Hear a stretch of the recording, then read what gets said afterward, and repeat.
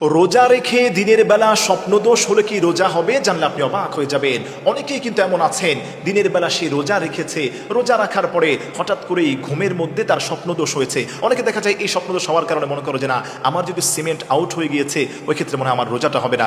বিষয়টা এমন নয়। আল্লাহর হাবিব সাল্লাল্লাহু আলাইহি ওয়াসাল্লাম হাদিসের মধ্যে বলে দিয়েছেন, মান সামা রমাদান ইহতিসাবান গুফিরা লাহু মা তাকদ্দামা মিন যামবি।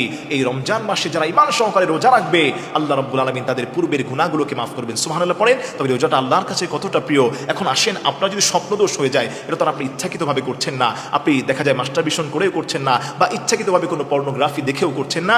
ওই ক্ষেত্রে রমজান মাসে দিনের বেলা যদি কারো স্বপ্নদোষ হয়ে যায়, তাহলে তার রোজার কোনো ক্ষতি হবে না। ইনশাআল্লাহ তাআলা সে সুন্দরভাবে রমজান মাসে রোজাটা রাখতে পারবে।